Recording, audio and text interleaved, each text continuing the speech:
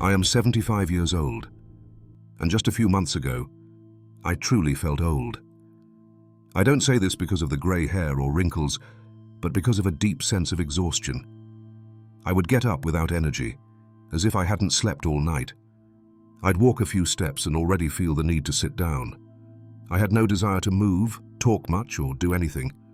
I thought maybe it was lack of exercise, so I tried to go out for walks, but I got tired faster than before. Then I believed it was my diet, so I started eating healthier. Nothing changed.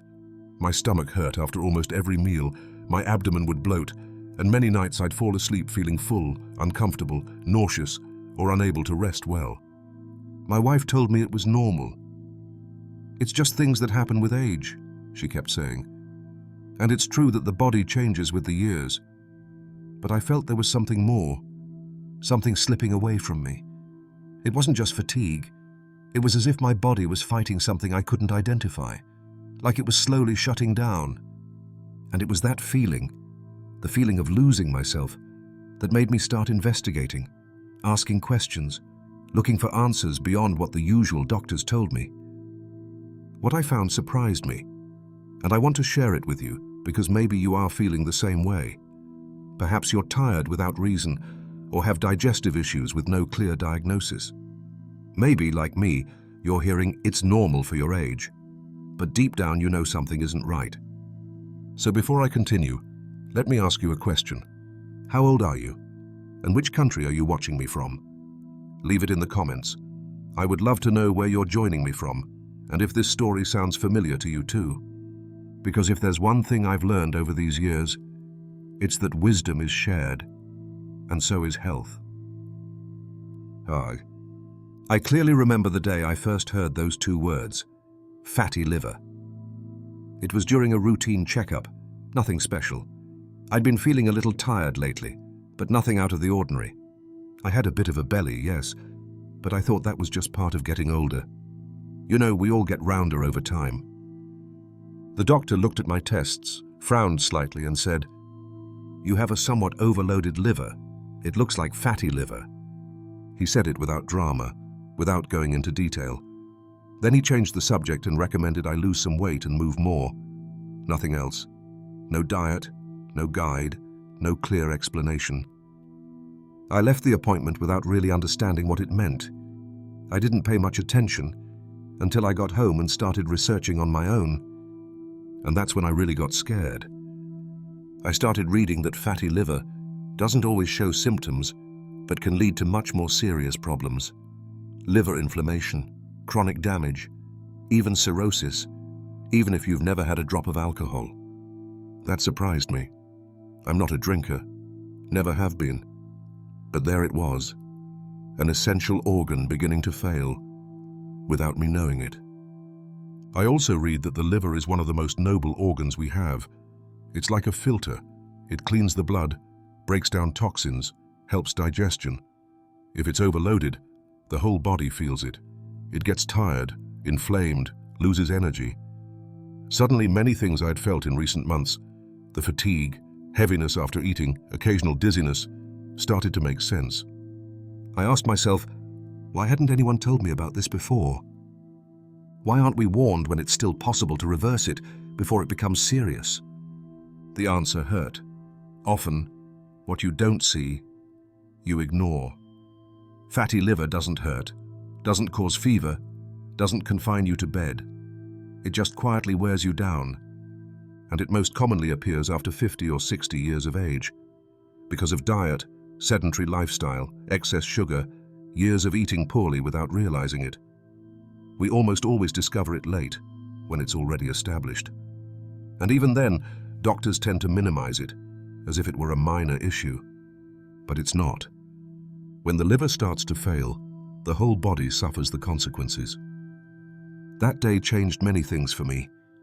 I realized there was something inside me that needed help, but no one would help me unless I took the initiative. That was the start of a new chapter, one where I decided not to wait for things to get worse. And it was also when I began discovering what really can help the body heal. Because even though I was scared, I also found something that gave me hope, and that I will tell you about very soon. The silent symptoms I ignored for years. For many years, I lived with small discomforts that I never connected. They weren't intense pains, nor did they confine me to bed, but they were always there, like a shadow. I felt tired all the time, even after sleeping 8 hours. I ate little and still had slow, uncomfortable digestion.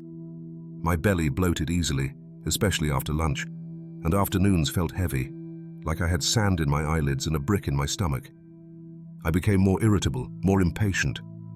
I thought it was because I no longer had much energy, or maybe because age was making me less tolerant. I started sleeping poorly, waking several times during the night for no apparent reason. Sometimes with sweats, sometimes with a strange feeling, like something inside me wasn't quite right. But I never seriously stopped to think. Every time I mentioned it to the doctor, they said the same thing. That's normal at your age. Hormonal changes, metabolism, aging. So I accepted it. I assumed it was part of this stage of life, another price to pay for growing old. Until one day, talking with friends my age, one of them said something that made me stop in my tracks. He was 75 and said he still walked 5 kilometers every morning, pain-free, slept like a child, and ate everything without discomfort. Another, 78, said he felt lighter now than 20 years ago. And that's when something clicked in my head. Why did I feel this way and they didn't? Why, if we were about the same age, did their bodies respond better? Was it just genetics? Were they lucky? One of them, who had been a doctor for over 40 years, said something I couldn't forget. What you feel isn't old age. It's your liver crying for help. He explained that when the liver isn't working well, the whole body feels it. It doesn't have to hurt to be overloaded. It can be burdened for years without clear signs. And when the liver begins to fail slowly, what you feel isn't sharp pain, but silent symptoms: constant fatigue, abdominal swelling, mood changes, insomnia, heavy digestion, unexplained joint pain. It was like someone switched on a light. For the first time, what was happening to me made sense. And now I tell you honestly, if you also feel fatigue, bloating, changes in sleep or mood, maybe it's not just age.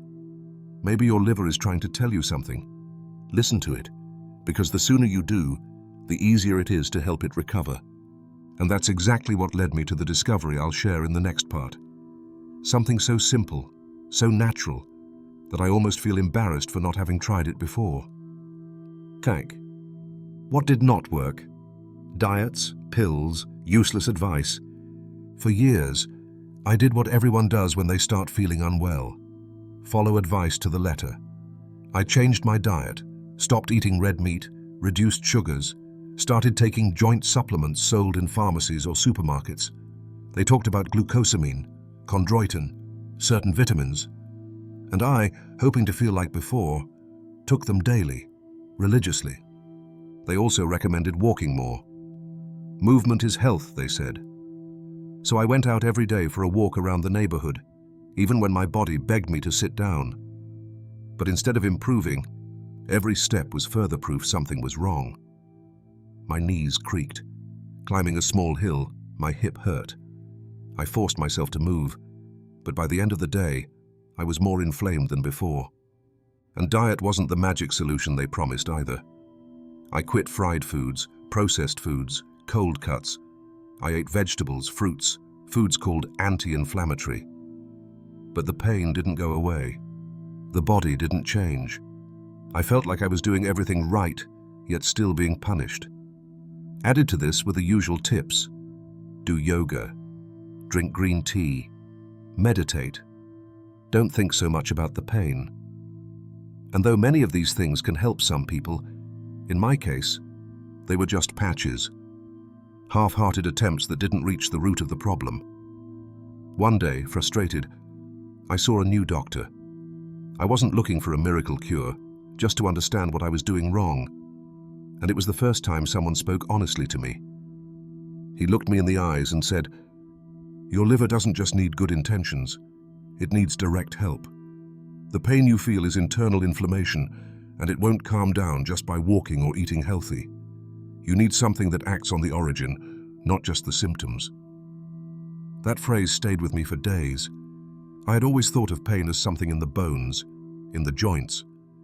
But that doctor spoke of something else. Silent inflammation, internal processes you can't see, but that are slowly ruining your quality of life. I went home with more questions than answers, but also with a new resolve. Maybe, just maybe, there was something I hadn't tried yet. Something not sold in a box with tiny letters. Something more natural, older, more real. What didn't work taught me an important lesson. Doing the same thing and expecting different results is just wasting time and hope. It was at that point, just when I was about to give up, that something different appeared. And that changed everything. Take the unexpected advice of an old friend. A few days after I started using the natural oil I told you about, I ran into someone I hadn't seen in years. It was on a park bench, an ordinary afternoon. The sun was low, and the leaves on the trees rustled under the slow steps of those of us who walk slowly, not for sport, but so we don't stay seated all day. It was Ernesto. He was 85 years old, but walked with a straight back, no cane, firm steps. He dressed simply, but looked comfortable in his skin. We greeted each other with a handshake that still had strength, and we sat down to catch up. I couldn't help but tell him what you already know. The constant pain, the bad nights, how frustrating it is not to trust your own body. And then he looked at me with that mix of tenderness and certainty that people who have seen much and no longer need to impress anyone have. That happened to Marta. Remember her? He said. Of course I remember, I replied. Always so active, so cheerful. Well, a few years ago, she couldn't even get out of bed without help. The doctors filled her nightstand with pills, and one night she told me, I don't want more chemicals. If I'm going to stay like this, let it be without poisons. And that's when I started researching like crazy. Ernesto told me that, searching for natural remedies, he found a recipe from his grandmother, a tea they prepared at home when someone had bone pain or swelling. It sounded like superstition, but he was desperate. So he found the ingredients and made it for Marta. The tea had fresh turmeric, grated ginger, a bit of black pepper, and cinnamon, all boiled in water for 10 minutes and sweetened with pure honey. She drank it hot before bed every night for a month. After 2 weeks, he said, Marta was already sleeping better. After 3, she was walking without holding onto furniture. And after a month, she went out alone to water the plants again. It was like her body started waking up again. I listened carefully, but admit, inside, I doubted. I thought maybe it was the effect of stopping medications or just a good spell. But Ernesto insisted. Do it for yourself, just once. Try it for a week. If nothing happens, stop. But you have nothing to lose. I went home, and that same night made the tea. The smell was strong but pleasant. It smelled like home, like things made with love.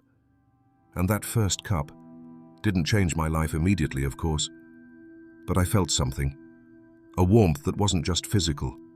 Like for the first time in years, I was caring for my body in a way I hadn't before, patiently, intentionally, respectfully. I won't lie to you, I still had doubts, but something inside me wanted to believe that maybe, just maybe, the chance of feeling good again wasn't so far away. And that's how two paths crossed, the oil I found by accident and the tea that came from an old friendship. Two simple remedies, two decisions that seemed small but would start to change everything. Because sometimes, what soothes the most doesn't come in a pharmacy box, but in a steaming cup and an honest conversation under the afternoon sun. Kak. The first 3 days, drinking the tea. I won't lie, I didn't expect much. After so many years trying remedies, creams, pills, and well-meaning advice, my hope was slim. But for some reason, that afternoon when I got home, I decided to try it. Maybe because the woman I talked to reminded me of my mother, or maybe because my body had no more patience left. Making the tea was surprisingly simple. I heated 1.5 cups of water and when it started to boil, I added a teaspoon of grated turmeric root, a thin slice of ginger, and a few drops of copaiba oil, as she had told me. I lowered the heat and let it simmer for a few minutes, allowing the water to take a deep golden color. Then I strained it, let it rest a bit, and drank it slowly, as someone with no rush and no expectations. The first night, nothing extraordinary happened. The pain didn't go away. I didn't sleep like a child. I didn't jump out of bed.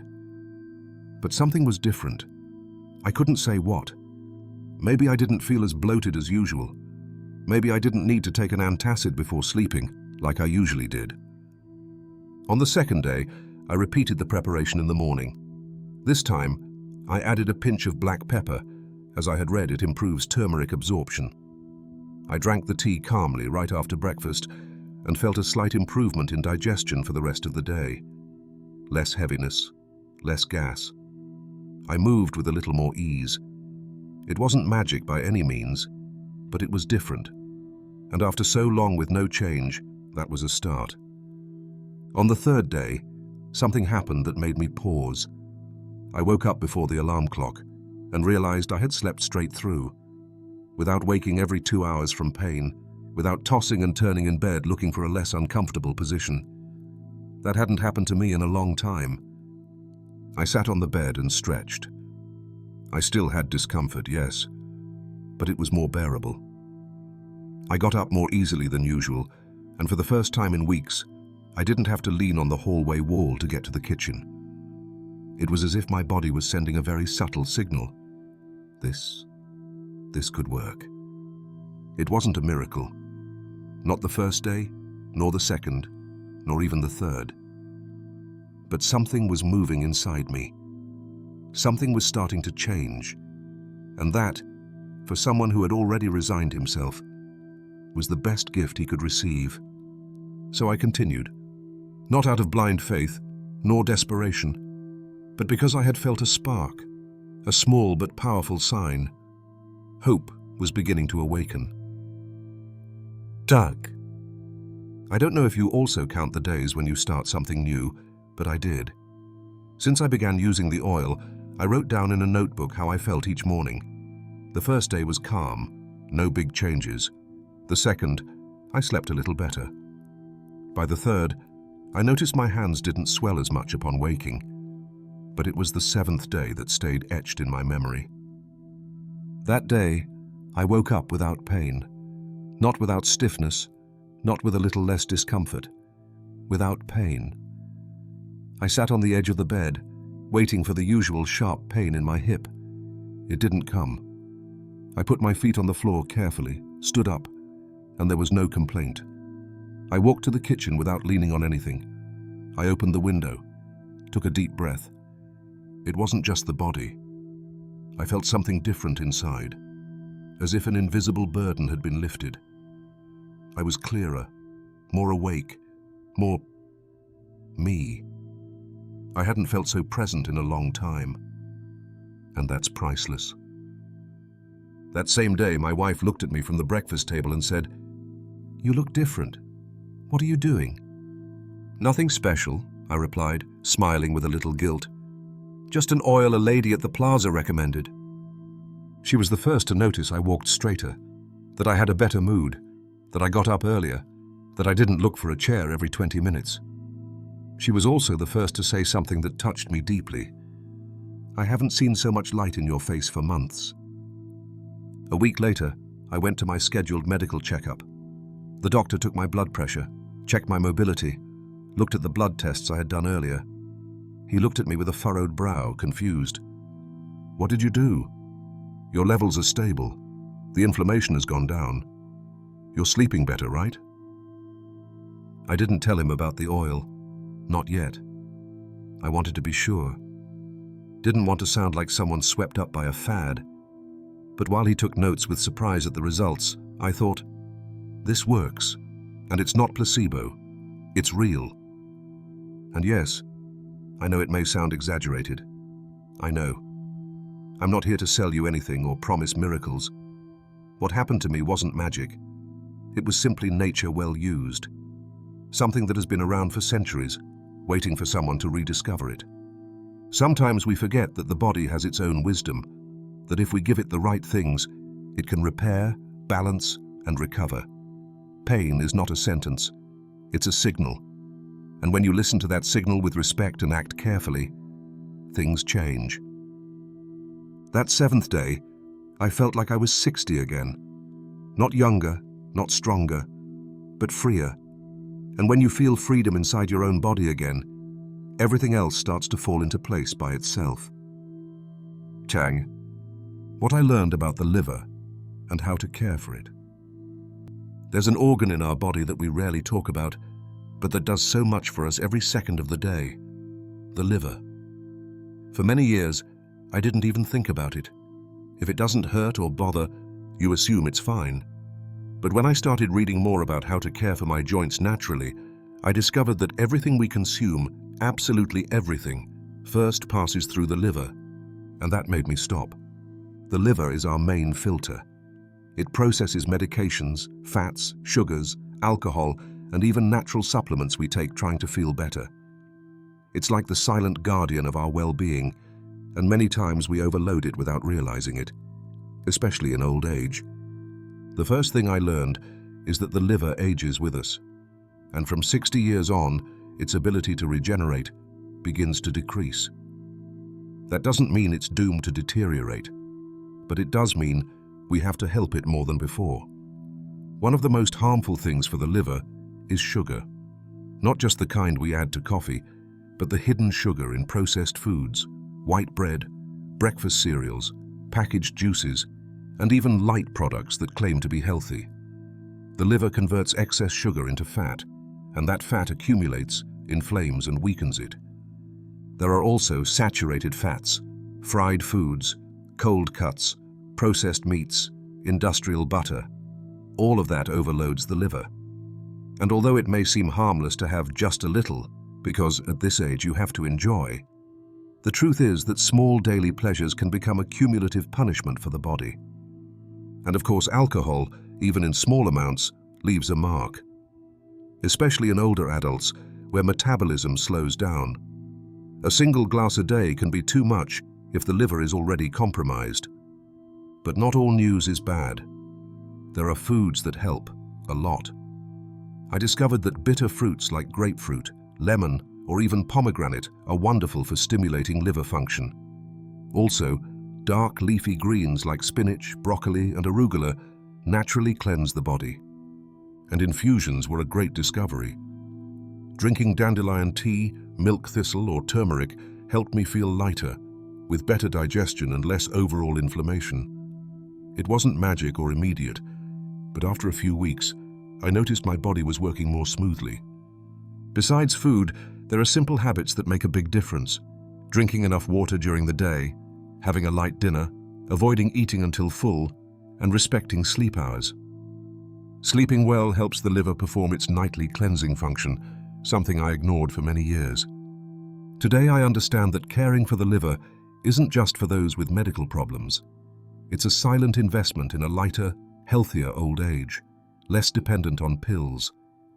Because in the end, it's not about living longer, but living better. And that often starts with what we choose to put, or not put, on our plate each day. Tag. The tea recipe that changed my life. For years I drank teas without much faith. Chamomile to sleep, boldo for the stomach, cinnamon in winter. But I always saw them as pleasant, not truly powerful. Until, amid my joint pains, I decided to try a recipe someone kindly shared with me, and I felt I at least had to try. It was the first time I made tea not out of habit but out of need. And what happened next surprised me. This tea didn't magically cure my joints overnight, but something did change in the first days. The pain decreased. I felt less inflamed. I slept better. I had less stiffness upon waking, enough that I never stopped drinking it. I want to share that recipe with you because maybe you're also looking for something that relieves, even a little, what weighs on you every day.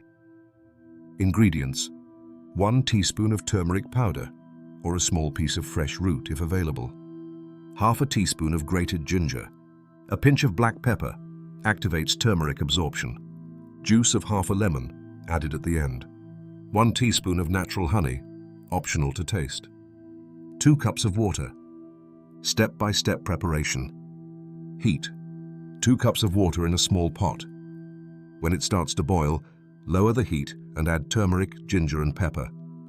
Let it simmer on low for about 10 minutes, stirring occasionally. Remove from heat, strain the mixture and let it rest a couple of minutes. Add lemon juice and honey if desired. And that's it. You have a golden, warm, deeply anti-inflammatory drink. When to drink it? I take it twice a day. 1 in the morning upon waking before breakfast, another at night, 1 hour before bed. Over time, this tea became my little daily ritual. Not just for what it does physically, but for what it represents.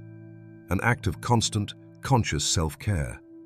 Important, this tea does not replace any medical treatment, but it can enhance the effects of what you're already doing. Always consult your doctor if you take blood thinners or specific medications, as ingredients like turmeric may interact in some cases. Variations depending on your needs. If you have slow digestion, add a few mint leaves. If you suffer from insomnia, you can also infuse lavender or passionflower flowers at night. If your problem is high blood pressure, substitute lemon with dried hibiscus petals, also known as Jamaica flower. For those who don't tolerate ginger well, cinnamon sticks can be used as a gentle substitute. The beauty of this tea is that it adapts to you. It has no side effects, isn't harsh on the body, and can become a daily source of relief. Sometimes the simplest things are the most powerful. And when nature works, you not only feel better, you regain faith that health doesn't always depend on a pharmacy recipe. Diagnosing. Reaching an advanced age doesn't mean giving up. It doesn't mean settling for a life of discomfort, limited routines, days lived with constant pain or fatigue. But that's exactly what they often make us believe. They tell us that feeling exhausted is normal, that joint pain is natural, that all that's left is to accept the body's decline and wait. But today, I want to tell you something I wish someone had told me years ago. Tiredness doesn't always come with age. Sometimes it comes with neglect, with stopping to listen to what the body asks for, with giving up before trying something different. Not all pain is inevitable, not all fatigue is part of aging, and not all stiffness is a punishment without solution. What this journey taught me, and that little bottle of natural oil, is that the body, even after decades of use, still has an incredible will to heal. You just have to help it a little. It's not about running marathons again or having the energy of your 20s. It's about living with dignity, with movement, with autonomy. It's about being able to get out of bed without feeling the weight of the world. And this goes beyond the oil I mentioned, beyond the relief I felt. It's about realizing that yes, you can feel better again. That even with years behind you, with diagnoses, with limitations, you can recover energy, mobility, and above all, trust in your own body. Self-care is not selfishness. It's a form of respect. It's telling your body, thank you for all you've endured. Now I want to give you something good back. Sometimes the first step isn't physical. It's mental. It's stopping to say, there's no solution, and starting to say, I'm going to try. Because many times, what hurts us the most isn't the knee or the back. It's the idea that there is no hope. But I tell you this from the heart, there is hope. If you're watching this and something inside you has stirred, don't ignore it. Listen to that inner voice telling you that you can still do something for yourself, that it's still worth trying, because it is, because you are worth it. And if this message has helped you, if something you've heard here has made you think, feel, or remember that you deserve a better life, share it. Maybe someone you know is suffering in silence. Maybe this story, told with humility, can be the spark that person needs to start their change. You're not alone. You're not done. You're not ending. You are still on time. You always are. Thank you for listening to me this far. Thank you for giving yourself this space. And thank you, above all, for still believing that your well-being matters. Because it does. Pregunta a ChatGPT.